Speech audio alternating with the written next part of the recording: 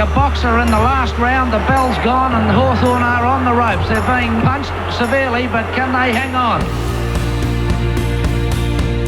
I got him an absolute ripper to square up. It's folklore. Couldn't write a script about it. Now it's on. It's about to explode. Brereton is down. Brereton's down behind play. He looks as if he's been knocked out. It was emotional. It was the best feeling I've ever had in my life. Ramos in best position. Great mark over the top. If they get after us, do not be distracted. I could not believe how brutal the game was. We can win this. We can win it.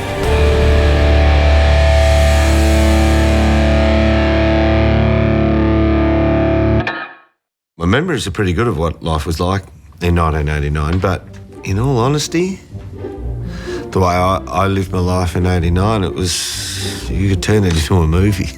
There's a rumour going around that a certain player in the Hawthorn Football Club waxes his bum. Who is this bum? Rob, he'd be sneaking around with a camera everywhere he went and trying to capture the moment. He'd only have to sort of click his fingers and these guys would come out of the woodwork to do something in front of a camera. I remember the first time we actually did it was in Japan. And we trusted Rob, of course, one of us. And, we'd be in the spa talking stuff and I'd be interviewing boys and I was practicing, hopefully one day I was going to be the boundary rider. Bolly, what about you, son? Did you have a good day? Sensational. Nudity means nothing at a footy club. If you got it, you got it. If you haven't, well, you hide. No comment. Another bloody nude shot. I'm sick of it. It's not funny. It's a bloody disgrace.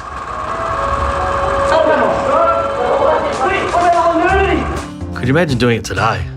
Naked in the MCG members' grandstand. It was just crazy stuff. It's Jason Dunstall on the Sun classified ad in all around Melbourne. He's now in London. He's huge.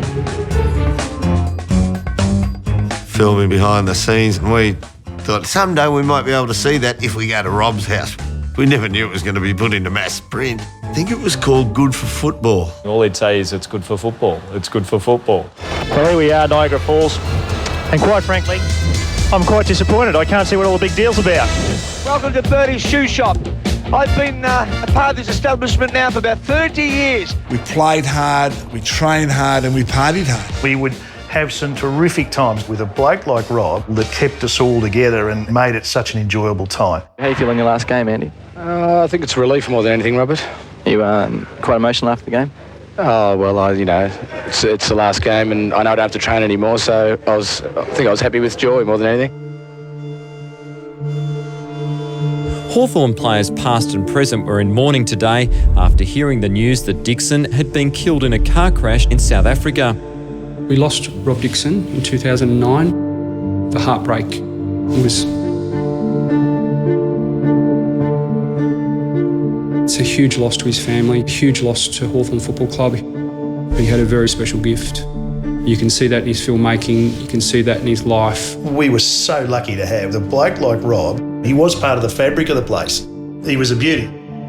How are you? We're from Australia. 60 Minutes, we got a live interview. Yeah. We're just wondering if you could tell us the finer aspects of England. The finer aspects of England? Have you heard of John Kennedy? Have I heard of John Kennedy? He's a Hawthorn footballer. No. He's good for football and you're good for football. Thanks very much. Sure he is a good footballer. Absolutely fantastic for him to give that gift back to us in putting that film together. Good for football, which was good for football. Oh, Dermot, please don't go without saying a word. Dermot, to all your fans here in Japan, we would like to say, what would you like to say to them? Oh, big thank you, baby. 10-4 and rifle tipped and $1. Wow. Did you get that, people? Did he make any money out of that? Oh, mate, none. This season, the Hawks finished on top of the ladder with just 3 losses in 22 games. Glenferrie people will tell you that they have never seen a bunch of footballers so dedicated, so desperate, and so intent on reaching the Hawthorn Holy Grail, 2 premierships in a row. You are, without doubt, the best side in the competition during the course of the year.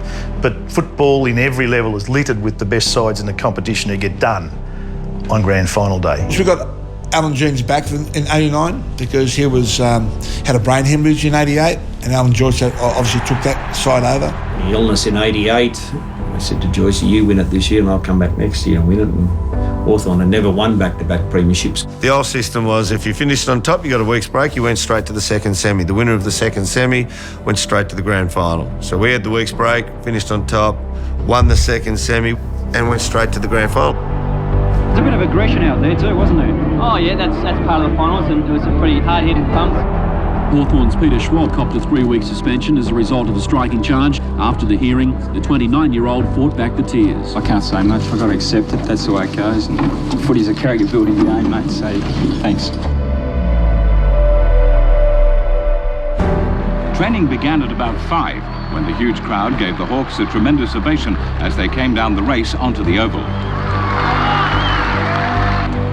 Greg Madigan, a 19-year-old defender ruckman, may be the surprise selection in place of Peter Schwab, meaning Robert Dixon may miss a place in the side.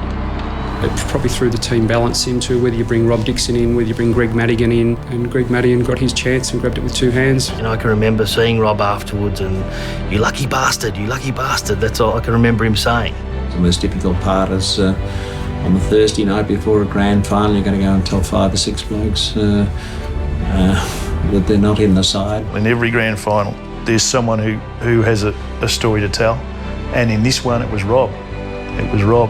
Yeah, we were sad about it, because he was such a popular guy. But the reality is someone had to miss out. There's nothing like the whiff of a premiership flag to get the footy fans up and roaring. And when it's the boys from Sleepy Hollow who have the chance to pull off the big one, those Geelong fans go mad. 89 was a great period of our footy lives, there's no doubt about that. John Devine was their former coach. We'd finished out of the top 5 for 3 years in a row under John, and then Malcolm Blight come along. He was the saviour, the superstar. I was in my late 30s when I went there. I would think probably in my prime as a coach, you'd actually got your picture of your game and the players embraced it. I found his game plan terrific. It was all out attack. Kick goals quickly and kick plenty of them. Yeah, guilty as charged. Whoever kicks the most goals usually wins. So perhaps some other people think if you stop more, you win more, but I still haven't, I can't get it. All of a sudden we find ourselves in the finals. Geelong, they were humiliated first up by Essendon, but then bounced back to beat Melbourne and then turned the tables on Essendon in a remarkable reversal of form. Remember there was 89,000 against Essendon. So there was just this momentum, just this rise of momentum of this new force in footy. Suddenly, next week's grand final may not be as predictable as earlier thought. We fit it together well today, and hopefully we can put it together next week. Hawthorn are a side to be respected, so we're not going to get carried away with today. We're in a grand final, we had to celebrate.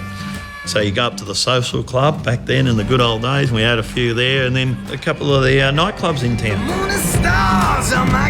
I still remember myself and another player that I probably can't name, but he was a very good centre forward, grabbing a garbage truck on the way home. Barry, the other player and myself were hanging off the back of it. And the worst thing there was that the Garbo, he actually knew where I lived and dropped me straight at home. I just couldn't see that happening nowadays, The Cats may be the underdogs for tomorrow's game, but there's no doubt they've got popular support for their finals appearance. At least enough in the Burke Street procession to bring a smile to a Brownlow medal winner's face. We had a Friday parade. We met at the footy club, had a training session, had a meeting after. I spoke to Yater first day and I said, look, Couchy's won the medal. Are you interested in making an insurance policy for him? There was word on the street that Dermot had his eye on trying to stitch Couchy up in the middle. Mark, I'll give you 3 minutes to sit him on his backside. And he said, yeah, I'll think about that. And then the Friday night we confirmed it. We played them earlier in the year. Mr. Brereton damaged one of my testicles. In the pre-game build-up. That was a free kick. And I made out, put my hand up as if I was going for the ball, which I didn't really do. Put my knee right through the middle of him. Didn't care where it got him. Obviously, Yatesy didn't like that, but he certainly didn't like Dermot following him to the boundary line on the stretcher and saying things about Yatesy's missus that was a good sort, actually, and we all liked her. But I think Dermot had a fair bit to say about that too. Yeah, I just walked alongside and bad-mouthed him and whatever, yeah. We did stuff like that in those days. I remember that clearly. A lot of people didn't. In the back of my mind after that incident, I was livid, and whether it was in the grand final or the next time we played Hawthorn, I was hell-bent on squaring up. Hawthorn, a mean fighting machine, looking to make it back-to-back premiership wins. And Geelong, the glamour side of the season. The flashy Cats have taken all before them and are now set to challenge for their first flag since 1963. This is the 1989 VFL Grand Final. There was an air of tension in the room. Just that anticipation, your guts just goes and turns. There's no doubt the nerves come, and visits to the toilet are often. I remember going to the toilet at one stage with about 10 minutes before we ran out, and he said, "You right, Yatesy?" And I said, "Yeah, I'm right. I wouldn't mind a smoke, though." And he had a pile around his feet. He was chain smoking, I think. I'm not sure about the puff. Here comes John Farnham. Whispering Jack, John Farnham, come into the rooms and roared from the top of his voice, "Can the Catters! I'm with ya!" And I had a real giggle because I thought, oh, I like Whispering Jack. I'm going to go over and shake his hand. And Mick Schultz was standing next to me, and Mick wasn't that impressed. Put the hand, I said, "I love your work, Jack." Strutted back over next to Schultz. He goes, "You're an idiot." Thank you very much.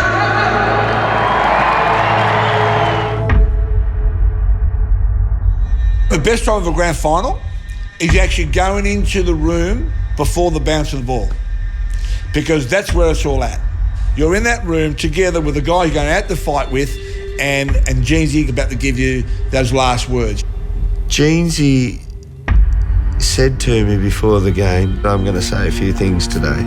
I hope you take them the right way, son." I said to Brian Coleman through the week, "I'm going to get stuck into Dermy before the game." It gets reported that's just bad luck. I gave him a nice old serve in front of the players before the game. I've got a fairly staunch Irish heritage, full of turmoil in history gone by.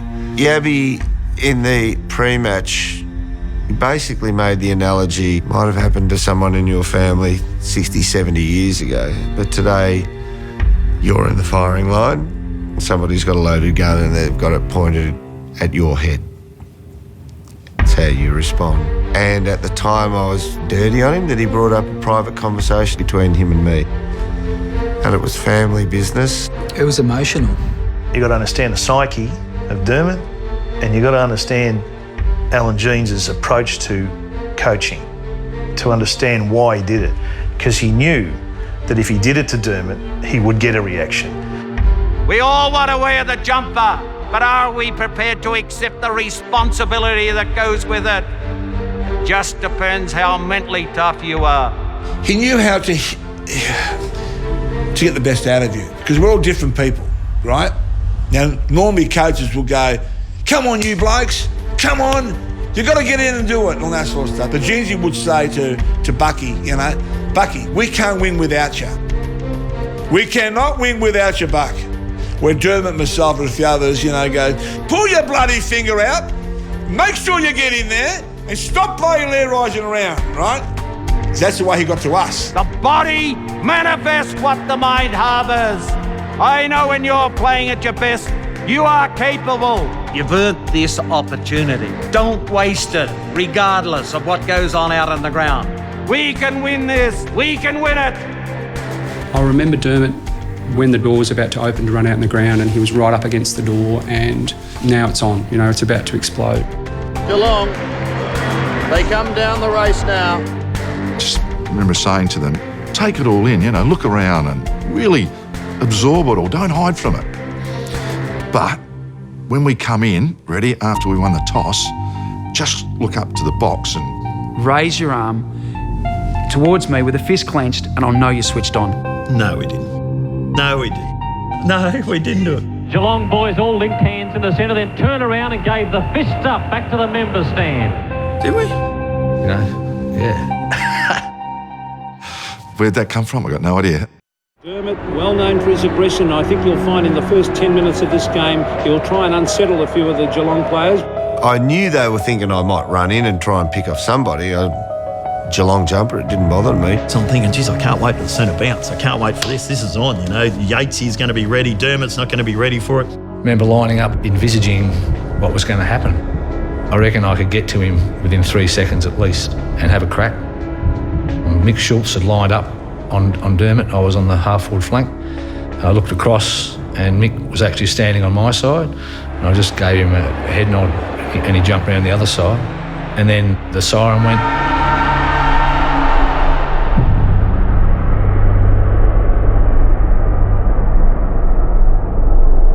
About 3 metres away, he saw me. I see him. I'm frightened. And the triangle met ferociously. Ferrets is down. Ferrets is down behind play. He looks as if he's been knocked out. Jumped up, and he made contact with me again, but by then, I'm in shock from the hit. His eyes were rolling back a bit, and I said, how does that feel? Game on. You know, you're not going to run through huddles, you're not going to run through us. We're going to match everything today that you throw at us. He's really nailed me. You've lost all pride about showing him you're not hurt. And I just thought of that pain I was in back at Princess Park. Gary Ablett will go very close from here, from about 52 metres. Long, probing kick, it's home. Gazza kicks a goal and we're all jumping around on top of him. I look around, there's Dermott on the ground. I thought, oh shit, I missed it. What the hell is going on? That's not the way it's supposed to start. I'm thinking I've got to go off. You're done. Your first step of broken ribs is the first vibration that goes through your body is every breath. So, and my system went into a bit of shock and I vomited. And I took the first step. I heard the thoughts, the philosophies, the principles of life from Alan Jeans. In every game there is going to be a crossroad, and when you get to that crossroads, you either step up or you step down. It isn't entitled, all up to you. You make the decision, not me.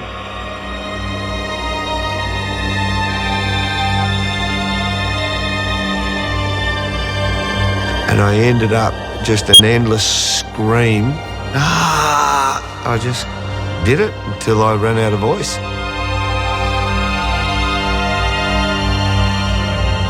To get up, just not go off. He could have gone off. Most of us would have gone straight off. He was hurt big time. I know that more than anyone, and respect him for that. They're giving it their best shot and he's still standing. So let's really make this count. It was a balancing of the ledger. It was the moment that they recognised I'd cop my own whack and not whinge about it as well. What a psychological boost that is for the Cats.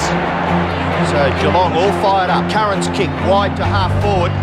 Marking contest up there. It's a clean mark to Dunstall. The early minutes. Drop punt kick is true. Sends Pritchard away. Down towards full forward. Brett, the test here. He's taken the mark. What a courageous mark. The most inspirational act I've seen whilst playing folklore. Couldn't write a script about it.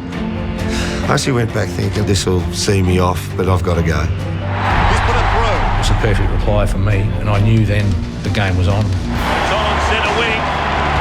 And this is going to be the order of the day. I thought it might have started earlier than now.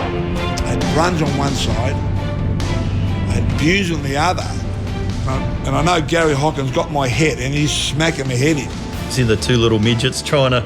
It's like kids trying to fight their dad. The sand on the MCG was everywhere. It was going in our eyes and he's blinded. He don't know I'm blinded because he's whinging about it. Who's throwing sand in my eyes? Who's throwing sand? Condon gathers, the hand pass, Whitman, into Anderson. He goes for goal and pops it through. Long towards full forward, the marking contest. Hocking can't take it. Curran, snapshot, hooks it across his body, another goal to Hawthorn. It's the first to recover, and Ferret was in the action. Down goes Darcy. Well, at least he's going to make them pay for it. He's injured. He's got to go off. I suppose he's going to take one or two scalps with him. Hawking's away, gets the hand pass away quickly to Yates, who boots it down towards full forward. Brownell's in best position. Great mark over the top. It was always going to be his. Brownell's 35 metres. Stands at goal when it's home. Free kick, I think, Hawthorn's way. Against Gary Hawking. Looking a minute ago from 55 metres out. Good looking kick. That's a goal. Hawthorn certainly on a rampage, and they want back-to-back premierships. Ward's half forward with the kick. Intended for Ablett. Up he comes. He crashes into Nicky and Whittaker. That hurt. Ablett's behind me, telling me what he's going to do. I'm coming to get you, big fella. You know, and I could feel him. I could hear him. I did hear my rib break. And adrenaline takes you to places that people don't know they can get to. My body was changing. My body was inflating. But my voice is really high. Hey, kick it to me! You all right, Deborah? Yeah, I'm fine. It's okay. I just thought it was open warfare. If you put your head over the ball, you caught what was coming. If they get after us, do not be distracted by anything other than going at the ball. I mean, I was half impressed with Hawthorn. After all that had happened at the start, they just hardly missed a kick. In the 10-metre square, Brown. Clean mark in the goal square. Directly in front. No problems. There's the siren. So the first quarter finishes. The Cats, they really have an enormous job in front of them. Malcolm Blight has got to get his boys to settle down. Just shout for some reason or other. You feel as though you have to shout because you're down. If we can just get back on the scoreboard, let's eke back a goal or two this quarter and then we'll review it at half-time. Quarter time, after the huddle broke up, he walked past. He's looked at me and I said, "Hey, Yatesy, I'm still here." I'm still here. And I said, well, come over here. Too early in a grand final to have a lead like that, surely the goodness. If I was a Hawthorn supporter, probably I'd have a sneak look at the fridge. I'd be snapping the corks on the champers. Stoner takes a kick. Oh, this champion young centre-half forward. And Stoner puts it right through the middle. The Cats are looking better. Hughes goes long down towards the pocket. Ablett! Oh, what a mark! Well, that's what we came to see, Dennis. This man is unbelievable. Check side kick. Oh, nonchalant. If you're down there in the Geelong jumper, that must lift you. I just looked around at my mates and we all just, you could see the hair stand on our neck and we knew we had him on our team and we knew while he was on our team, we were always a chance. He's in the cauldron like he's never been in there before and yet he's risen to the occasion. You're thinking, how do we stop this bloke? I was in trouble. I needed the supply to Gary to be poor. Felt for Scotty McGuinness a bit. Played on the most talented player league footy's ever seen. He changed games consistently more than any other player I've ever seen. We just had to get the ball in his area. The ball came down a contest and I was holding on and I really retarded his run and he turned around to me and said, "If you do that one more time, I'm going to knock you out." And I said, "Now, Gary, that wouldn't be a godly thing to do, would it?" And I still don't know whether he said, "I'm not God" or "I am God." Needless to say, I continued to hold on as much as I could for fear of getting knocked out. Picked up by Cameron, scrambles a kick across the goal face and Buckenara takes the mark. He won't miss. Through she goes. Out the back to Hughes. Great tackle by Dunstall. Terrific stuff by the Hawthorn forwards. Brilliant kick and goal. It's out wide. Hamilton's got it. Left half forward. Ablett's in front. Strong mark. Ablett. They desperately need a goal. Ablett, look at that. Straight through the middle. Go, Gazza! Go, Gazza! Yes, Gazza! Oh, hang on, I'm playing here. What am I doing? Work against Deer. Ablett over the top. Snapshot by Gary Ablett. This is close. Oh, it is mercurial stuff. Geelong still not without a chance. He only knew a few names. Couchies and Buseys and mine, I reckon.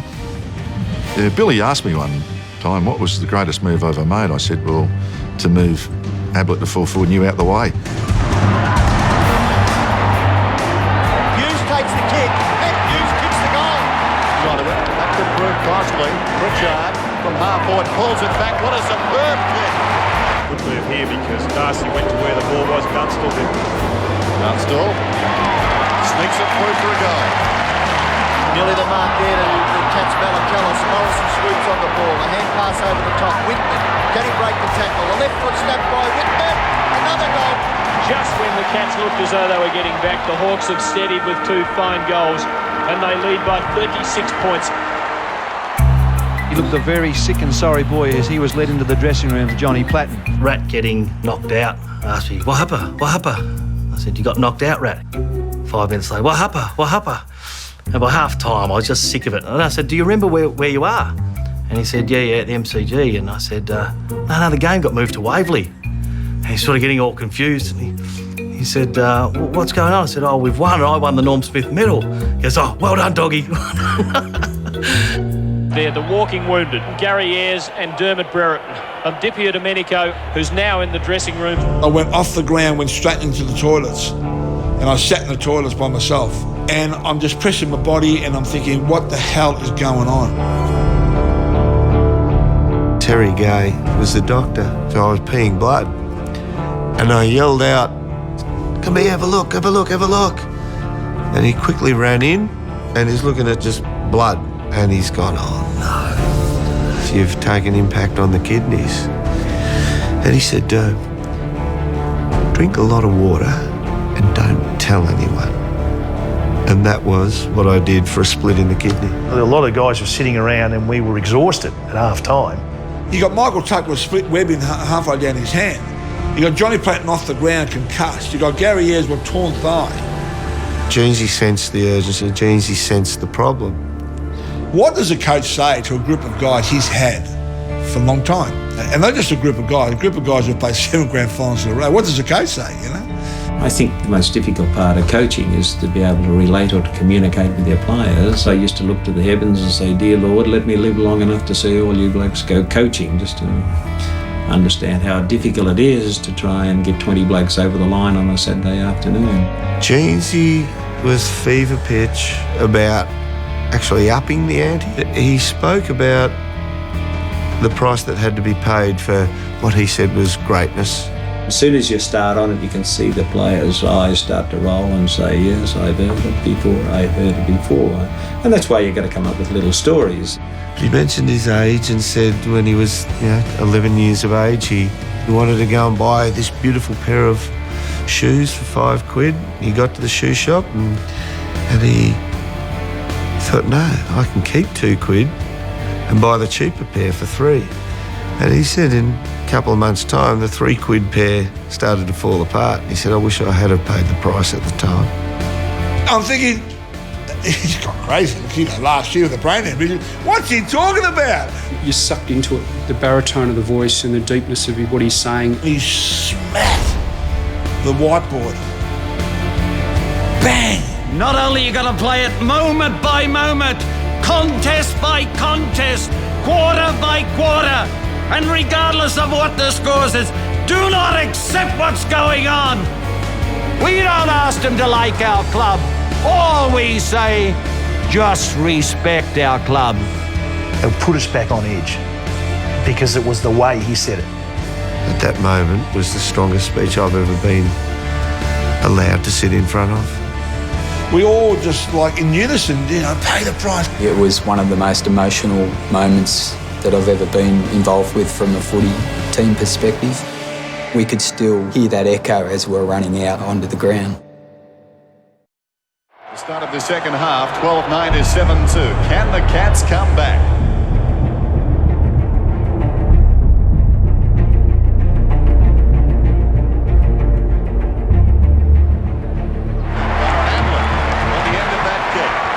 Magnificent mark with the ball. Kicks. The margin is back to 30 points. Got to get it at the first grab. Picked up by Morrison. Oh, Nippy and Domenico has felt Gary Hocking with an elbow to the face and is being reported. I just wanted to kill him. I got him an absolute ripper. Just square up. It was like a square up of what had happened around the ground. Well, you know what? You've got to cop it as well.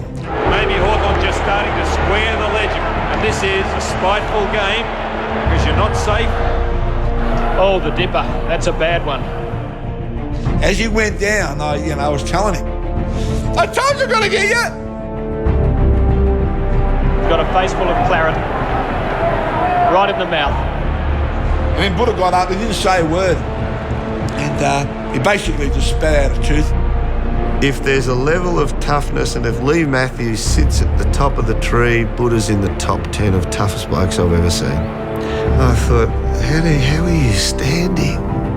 Buddha was tough, he was hard, and he could kick. He was a skillful player. Hawthorn player down off the ball, missed down there in the pocket. Anderson scrambles towards goal. What a massive goal! Kicks across his body. Now a chance for Curran. Curran's kick. Oh, magnificent stuff. Wide to Bairstow. Bairstow through the centre square. Pinpoint accuracy. Hits Barnless on the chest. He can kick it a long way. And this one's no exception. That's a magnificent goal. Towards the forward pocket, and Dunstall takes the mark as Darcy. That'll be 50, should be 50 metres. In that year, 138 goals is an outstanding achievement. For me, Jason was the ultimate full forward. Surely will kick his third, and he does so. As soon as Geelong mount a challenge, it's always answered by Hawthorn. And Hawthorn are retaining their composure. A terrific battle at the moment, with Geelong desperately trying to cut into this lead, but each time they do, Hawthorn rallying. We get within, I reckon, 4 or 5 goals, and then they'd kick one, and then we get within 4 goals and they'd kick another one. We just couldn't get within that 2 goals. They were current premiers. They'd been in the last 6 grand finals. We weren't talking about duds here. You knew you were playing against the title holder. You know, they weren't going to give it up. They know what it's like to win it.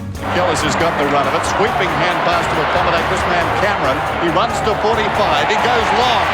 It's home. Dunstall at the back. It's a punch away. Morrissey somehow finds some space. Gets his foot to the ball and goals. I guess there's an illustration of why at Hawthorn they nicknamed Jamie Morrissey the Freak. Hughes flips it back, but it's Kennedy who swoops on the loose ball.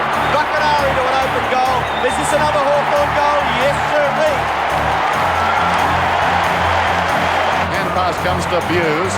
Buse gets around Libner. Unloads into the forward line yet again. Kennedy in front. Ablett over the top. Oh, what a mark. Ablett shooting at his 6th. Most goals in a final series. He puts it through. Over the top, Couch misses away. Opportunity forward for Cameron. He falls over. Madigan did well. Got it across to Condon. To Anderson. Anderson 35 metres out and closing. Is he accurate? Yes, he is. Flanagan doing the ruck work. Deer. The ball comes down to Hamilton. Hamilton's left foot kick. It may even bounce through for a goal. It certainly is a goal. Right on the siren. Hamilton kicks Geelong's 13th goal. And at three-quarter time, Hawthorn lead 18-13, 121. Geelong 13-7, 85. I remember going to three-quarter time and Yabby having a go at me. I thought, yeah, this is it. He said, now listen, Brun's starting to get a few kicks. Now pick up your game, son. He said, keep running, son, keep running. I've never seen anyone die of exhaustion yet out here. He went close. They're throwing their best at us, and they can't get us. You pull the fitter, younger, keener, they're old, you know, all those stupid things you say. He didn't want to give it up. Nobody wanted to give it up. We can overrun them, you know, why not? Who said we can't? Who said we can't? And so still the Hawks a bit jittery. I don't believe they think they're home yet. Here's Bruns in the picture now. Into an open goal goes Bruns. And has he put it through? Yes, it's all clear. Martin is back to 29 points. They will not lie down. It goes in short. This is Buckenara. And Buckenara gets the quick reply. Every time we get 2, they'd get 1, but you know, they'd just stop us a bit. You know, it was almost like, can we get there? Not, we're going to get there. He's been one of their better players today. He kicks from 52 metres. Oh, it's going long. It's a goal. Gets it out to Malakalis. The short chip is effective. And the mark is taken by Gary Ablett. Ablett goes for goal number 7 and he pings it. It's all happening. It's a streaker! The Batman's on the ground! Oh, give me a break, will you, fellas? I was watching Batman. It was Batwoman, wasn't it? Yes, it was. Certainly was. Curran's got it. Kicks to about 20 metres out. Dunstall. Great use of the body. Dunstall has kicked 3. Make that 4. Centre half forward for the state side earlier in the season. Stoneham gets under it a little bit. The drop punt kick gets the distance and the accuracy. Hawk supporters looking a bit anxious there, Dennis. Yes, emotions running high. Well shepherded. Goes long down towards the pocket. Ablett is there. Almost the one-hander. Finds it on the ground. From 25 metres out, he's kicked it. His 8th goal. Geelong were always dangerous when they said, we can't win. Forget the rule about defending. They were super dangerous like that. And for 30 minutes, they got super dangerous again. Hamilton behind. 40 metres out. Open goal. It's home. Another one. They're under siege, Hawthorn, at the moment. Hawthorn, can they hang on? They've got a lot of injured players. They've got nobody on interchange with. Today, they're dropping off here, boys. They're dropping off. They're going down.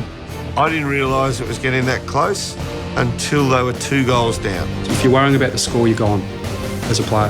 We could not stop them. The only thing we could do was when we got it, give it to Pritchard, Anderson or Whitman, and they would run and carry for us. 9 minutes left. 2 goals the difference.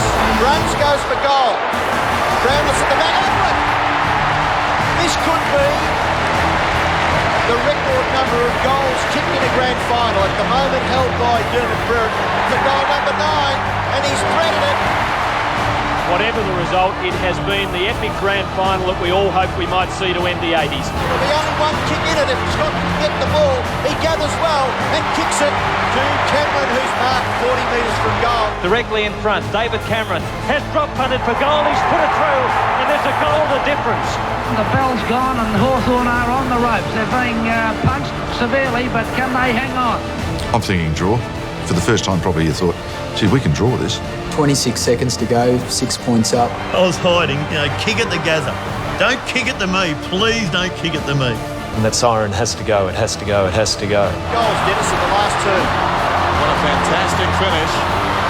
The dying seconds. Geelong need a goal to tie. Valuable time is just ticking away. As the Hawks are concerned, there's the siren. Hawthorn have won it by 6 points. Ladies and gentlemen, you've just seen a classic. Someone blew the bloody siren. Wow. Just look at the scoreboard. Could not believe it. 1 bloody kick. Amazing scenes at the Melbourne Cricket Ground.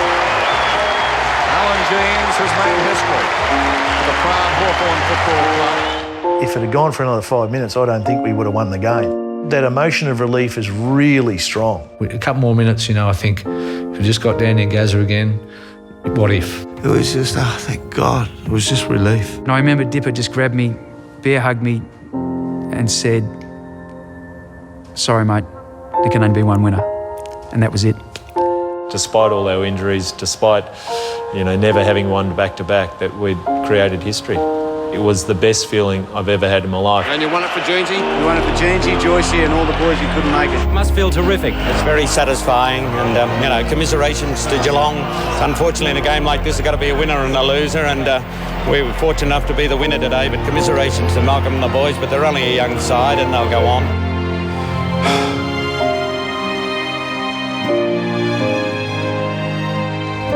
It's still upsetting to not have a medal.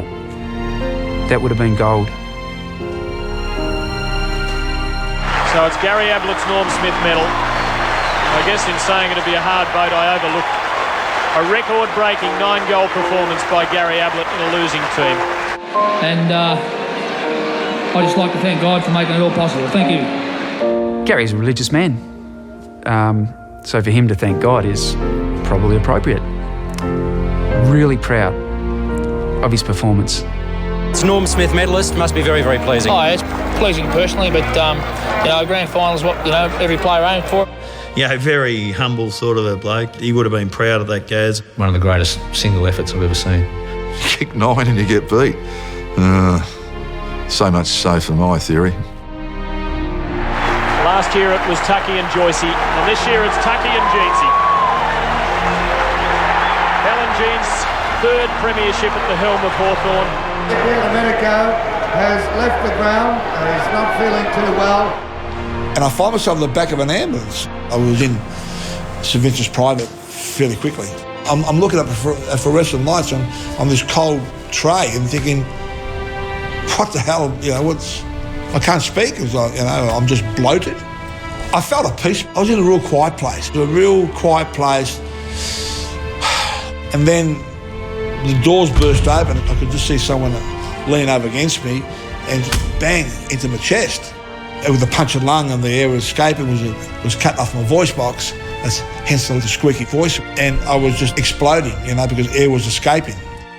If he didn't do that, I would have been maybe not here, I'm not quite sure. But it wasn't until about 2 or 3 days later that everything was starting to come together again. And we won back-to-back. It was the greatest feel of all time.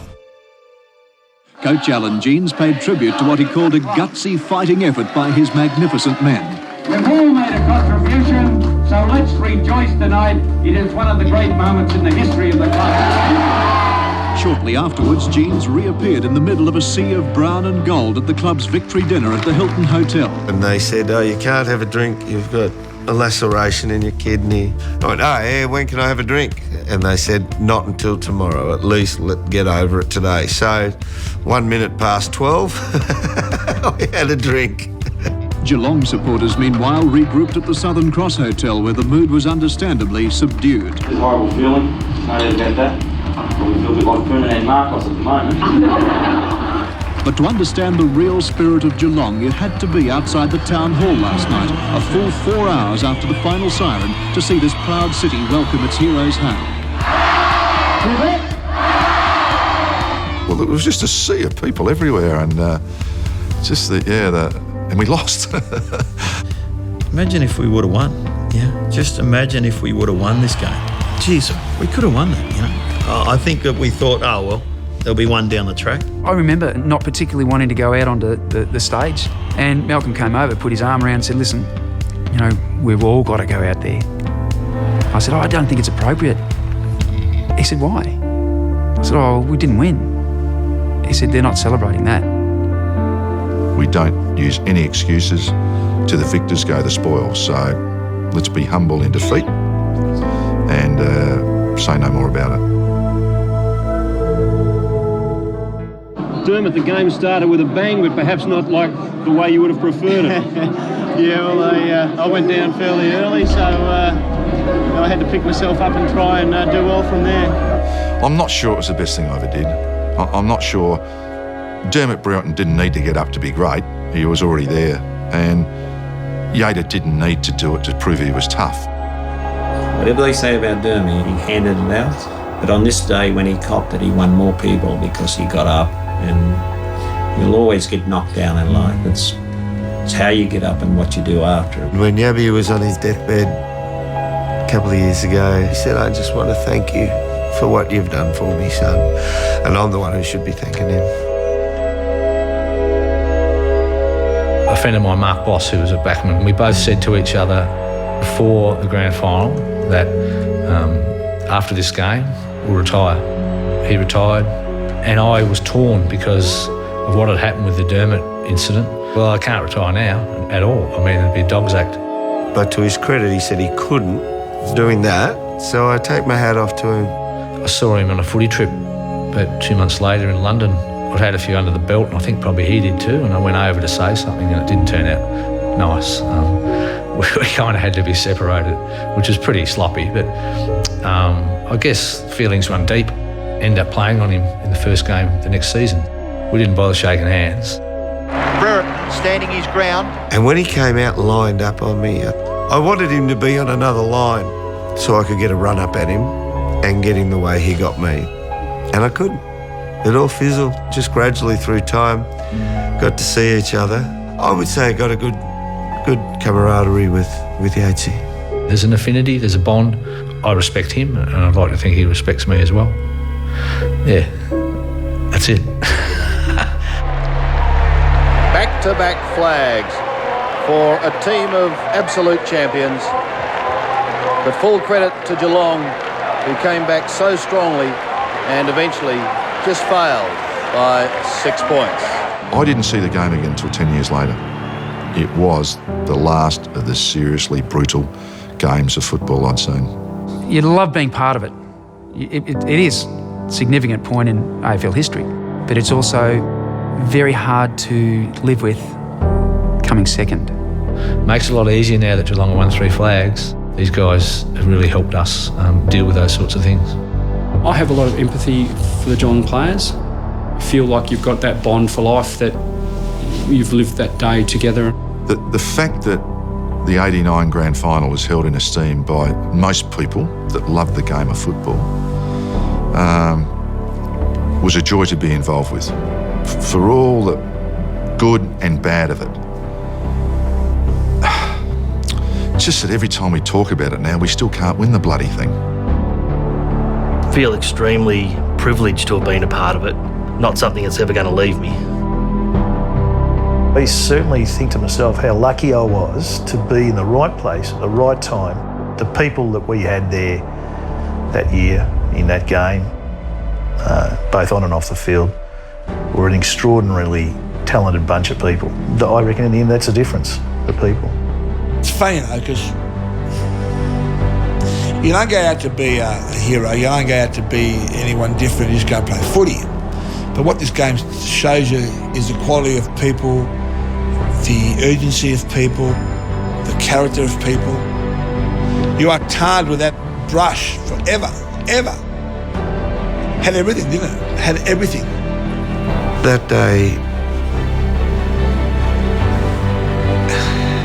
That day was everything about a career.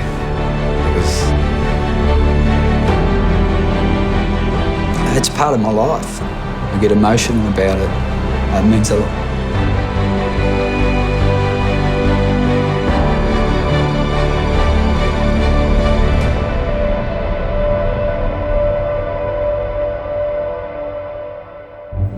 We had a wonderful year that year. It was after the '89 grand final. We had to go to Miami. So I just warned the players that they enjoy yourself, but don't play up in the hotel. And we all had a night out, and we've come back, and the boys, for whatever reason, I think we've got a cab. Jason Dunstall, Sean Ralph-Smith and Ray Jenke. The whole way back in the cab, they said, we're not going to pay for this cab, to the cab driver. We're just not going to pay. So, of course, the cab drivers phoned forward to the hotel. So the police are waiting for them when the cab gets there. And they had guns pointed out, basically. So I rang Jeansy, who happened to be in bed. There's about 4 police cars. The sergeant said to me, if any of these blokes try to escape, he said, I'll shoot them. And I said, well, don't shoot the little fat bloke in the middle. Jason Dunstall, of course, you know. Don't tell Jenke and Ralph Smith I was prepared to concede them, but I didn't want Dunstall to go down to that stuff.